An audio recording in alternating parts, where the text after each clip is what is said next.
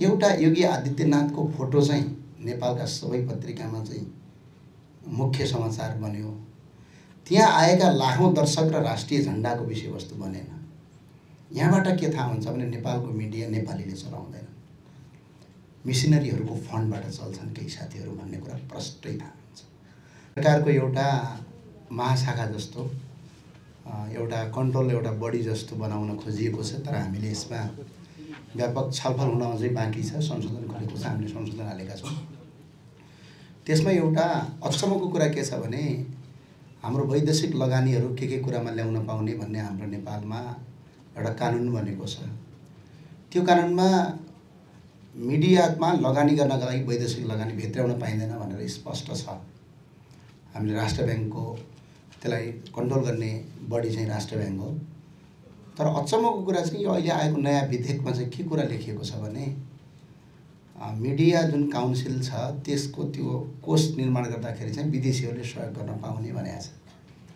अब जब त्यसलाई कन्ट्रोल गर्ने अर्थात् निकाय जो कन्ट्रोल गर्ने निकाय स्वयं विदेशीको लगानीमा ल्याउन पाउने रे, अनि त्यसका तिनको कन्ट्रोलमा जाने मिडियाहरू चाहिँ विदेशी लगानी ल्याउन नपाउने, अनि यो चाहिँ हुँदैन भनेर हामीले संशोधन हालेका छौँ। तर दुःख लाग्दो कुरो फेरि पनि आइहाल्यो, राष्ट्रिय सभामा यो कुरा पढ्दै नपढी हुबहु आयो। अनि मैले चाहिँ एकपटक यसो बाजेबजैहरू भनिदिएको पुरा त्यहाँ पारितै भयो होइन। त्यो भए हुनाले यो चाहिँ कस्तो छ भने अहिलेको जसरी एउटा त्यो मिडिया काउन्सिल विधेयक हामी अलिकति जसरी पनि पत्रकारलाई चाहिँ फ्रिडम हुनुपर्छ, विशेष गरेर चाहिँ पार्टीको सिस्टममा तपाईँहरू त बस्नु भएको छ, म त भन्छु यो बस्नै हुन्न। किनभने यो विभिन्न चौतारी प्रेस चौतारी के होइन, अनि तपाईँहरूको त्यो चुनाव हुँदाखेरि हामी हेरिरहेको हुन्छौँ, पत्रकार हो कि पार्टीको कार्यकर्ता हो होइन, त्यो चाहिँ हेर्दै ताज्जुब लाग्छ होइन। त्यो चाहिँ नभइदिया भए अझै राम्रो हुन्थ्यो कि भन्ने लाग्छ मलाई। अब यो लोकतन्त्र हो, यसमा पाइन्छ भन्लान्, तर पेशागत सङ्गठन चाहिँ कहाँसम्म हो भन्ने हो। अब अहिले निजामती कर्मचारीमा जाने हो भने पेशागत सङ्गठनले करिब नेपालको निजामती क्षेत्रै बर्बाद पारेको अवस्था छ। यसलाई कन्ट्रोल गर्ने मेकानिजम युनिट जोसुकै मन्त्री भए पनि जोसुकै प्रधानमन्त्री भए पनि चलाउने चाहिँ खड्दारले नै हो। त्यहाँ सचिवहरूको पनि केही लाग्दैन, यस्तो अवस्था बनाइएको छ। र अब यो पनि यहाँ पत्रकारहरू पनि सम्भवतः यो भातृ सङ्गठन नभइदिया भए भन्ने जस्तो हामी जस्ता नयाँ युवा साथीहरूलाई चाहिँ त्यो महसुस हुन्छ भित्रबाट। किन यो चाहिँ फ्रिडम होस्, सधैँ स्वतन्त्र होस्। र अनि अर्को अघि जो महासचिवजीले भन्नुभयो यो यथार्थ कुरा हो। यस्तो गरेर तलबहरू दिएको अवस्था छैन। ठुल्ठुला मिडिया हाउसमा आज काम गर्ने पत्रकार पीडित छन्, उनीहरूको चुलो चौको चल्न पनि गाह्रो अवस्थामा छ। यो किन आयो भन्दा देशमा इन्डस्ट्री भएन सबभन्दा ठुलो कुरा। किनभने मिडिया चल्ने भनेको दुईवटा तरिकाबाट हो। एउटा तरिका चाहिँ विज्ञापनबाट हो, एउटा तरिका अहिलेको मोनिटाइजेसन हो, यो पछिल्लो पटक। त्यहाँभन्दा अर्को विकल्प त छैन। कि त यसो टाउको कनाउने यसो थर्काउने त्यो व्यवसाय अर्कै कुरा होला, त्यो जान्नेले जान्दछन् त्यो कुरा। यो दुइटै कुरा बन्द छ क्या नेपालमा। जस्तै फेसबुकलाई हामीले दर्ता गराएका छैनौँ, नेपालबाट मोनिटाइजै छैन। टिकटकलाई हामीले यहाँ दर्ता गराएनौँ, मोनिटाइज छैन।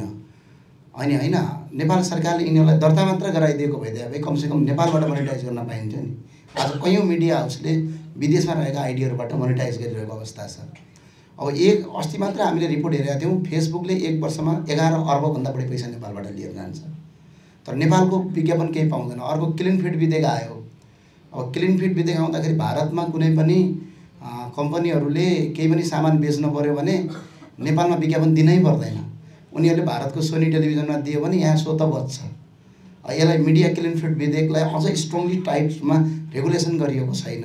त्यो भए हुनाले मिडिया हाउसले कमाउने पैसा पनि अहिले करिब बिजोग अवस्था छ। अनि त्यो अवस्थापछि पत्रकारलाई पनि गाह्रै भइगयो। र अर्को चाहिँ सामाजिक सञ्जाल सम्बन्धीको जुन विधेयक अति खतरनाक छ। यो विधेयक हुबहु पास भयो भने यो देशमा स्वतन्त्रता प्रजातन्त्र पुरै मासिन्छ। यो चाहिँ सरकारको युनिटमा छ। यो चाहिँ व्यापक खतरनाक छ। कुनै पनि मान्छेले लेख्नका लागि, कुनै आइडी क्रिएट गर्नका लागिदेखि लिएर हरेक कुरालाई चाहिँ तपाईँको के गरिएको छ भने यसलाई जसरी पनि हुन्छ अभिव्यक्ति स्वतन्त्रतालाई चाहिँ जसरी पनि बन्द गर्ने भन्ने उद्देश्य साथ आएको छ। अब यो छलफलमा आउनु बाँकी छ, हामी यसमा छलफल गर्दैछौँ। र अब मेरो चाहिँ अरू केही छैन, शुभकामना छ के अरे होइन।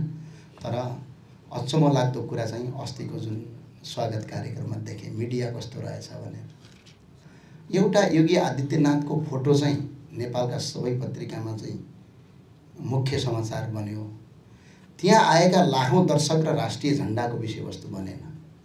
यहाँबाट के थाहा हुन्छ भने नेपालको मिडिया नेपालीले चलाउँदैन, मिसनरीहरूको फन्डबाट चल्छन् केही साथीहरू भन्ने कुरा प्रष्टै थाहा हुन्छ। हामी पनि के चाहन्छौँ भने मिडिया स्वतन्त्र हुन् तर मिसनरीबाट नचलुन् भन्ने छ। जज सोरसले नचलाउन् भन्ने छ। जज सोरसले त स्पष्ट भनि पनि सक्नुभयो नेपालको कुन कुन मिडिया उहाँले चलाउनुहुन्छ, कुन कुन अनुदान आउँछ त्यो अनुदानमा जान्छ। अब अहिले मिडियालाई फेरि गाह्रो पनि छ केही साथीहरूलाई। युएसआइडीको फन्ड रोकियो, वर्षको 4 करोड 5 करोड पाउँथे साथीहरूले, त्यो रोकिया छ। त्यसमा पनि अलिकति गाह्रै छ। त्यो भए हुनाले नेपालको मिडिया सेक्टर स्वतन्त्र त भएन, सिधा भाषामा भने स्वतन्त्र हुँदै भएन। किनभने अहिले फेसबुक बरु स्वतन्त्र होला, कसैले आफ्नो अभिव्यक्ति राख्छ, टिकटक स्वतन्त्र होला, इन्स्टाग्राम स्वतन्त्र होला, ट्विटर स्वतन्त्र होला, तर मिडिया स्वतन्त्र भएन।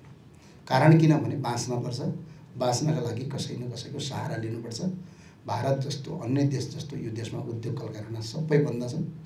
गोर्खाली टायर भइदिए भए नेपालको मिडिया पालिन्थ्यो नि, गोर्खाली टायरको प्रचार गर्न पाइन्थ्यो हैन, कपडा उद्योग भइदिए भए त्यो गर्न पाइन्थ्यो, सिमेन्टहरू भइदिए भने त्यो भावनाले शुभकामना छ। मेरो अरू केही पनि भन्नु छैन, तर नेपालको मिडिया अझै स्वतन्त्र होस्, स्वतन्त्रका साथ अगाडि बढोस्।